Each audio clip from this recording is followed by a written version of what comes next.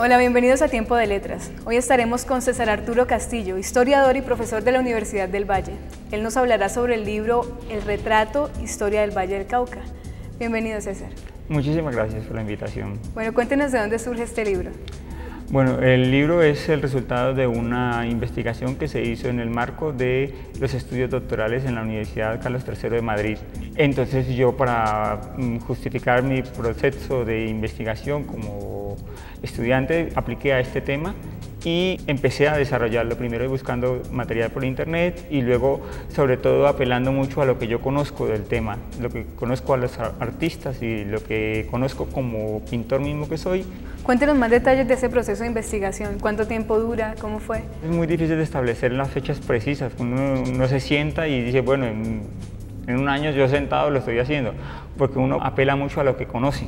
Entonces, por ejemplo, como pintor, si sobre retratos yo conozco pues, lo que ha sido toda mi formación. Entonces, ¿cómo hace uno para sintetizar eso en un periodo corto?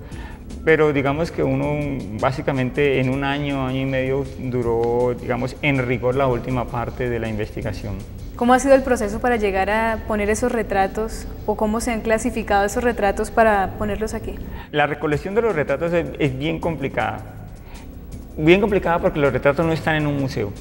Desafortunadamente nosotros no tenemos ningún museo que recoja nada prácticamente antes del siglo XX, mediados del siglo XX. Hay algunos lugares donde se conserva algo. La recolección de los retratos se pudo hacer de diferentes maneras.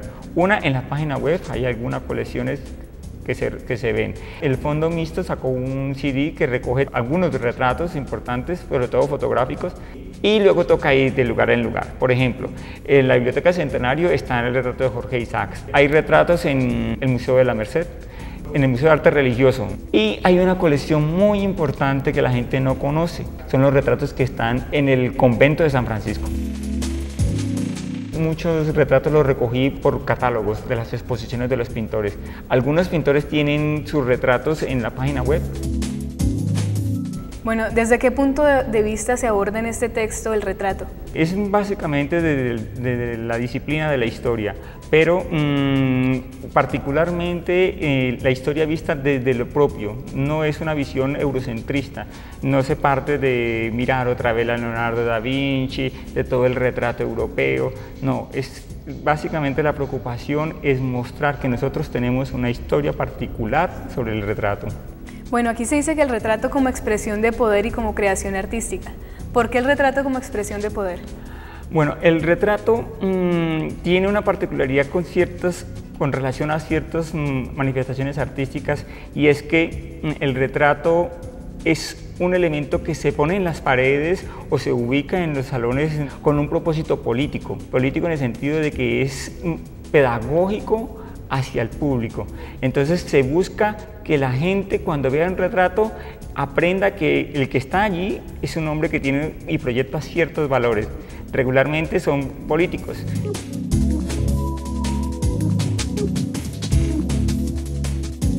Entonces se pone allí para decirle a las personas, miren, nosotros hemos tenido unos dirigentes tan insignes como son ellos, ¿sí? No nos dicen los valores exactos, pero nos están diciendo, mire, ellos tienen un valor político para enseñarle a usted por encima de lo que usted es.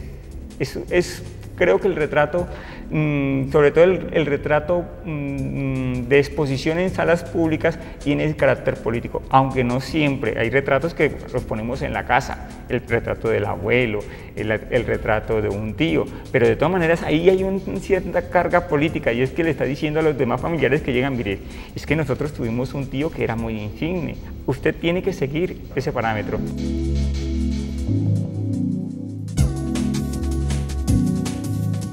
¿Cómo está estructurado el libro? ¿Qué podemos encontrar aquí? El libro de retrato está estructurado de la siguiente forma. Primero hablo sobre lo que es el Valle del Cauca, cómo ha tenido una historia y cómo están las ciudades, se crecen alrededor del cultivo de la caña, etc. Pero me centro mucho en la historia de Palmira, porque en Palmira yo fijo una historia que es la de Rosa Cadavid de Arboleda, una dama de Alcurnia en Cali, y ella fue utilizada mucho en la prensa, su fotografía aparecía mucho como símbolo de que es una dama de honor, ¿sí? Nunca aparecen fotos de las mujeres más pobres y campesinas. Rosa Cadavid, y por ejemplo, se muestra mucho en la prensa porque quería señalar que ella era una heroína del tipo presente, no como las heroínas de Policarpa Salabarrieta o este es otro tipo de personajes de la independencia, no, porque es que en el cambio de siglo se produce un cambio de los tipos de héroes, entonces se quiere mostrar a un nuevo tipo de héroe que es el personaje cívico. Rosa Cadavid aparece en la prensa, se le dan la medalla del Valle del Cauca, luego la medalla del Congreso, para mostrarle a los demás que las damas de bien, las buenas damas deben parecerse un poco a ella. Por eso hago énfasis en ese personaje.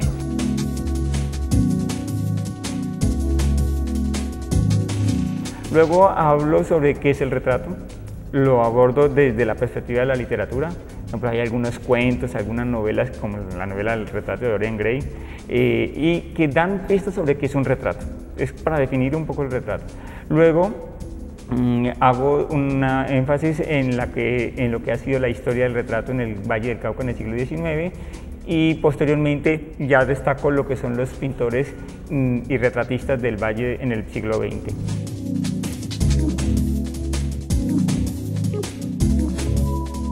¿Por qué hablar del retrato en el Valle del Cauca específicamente?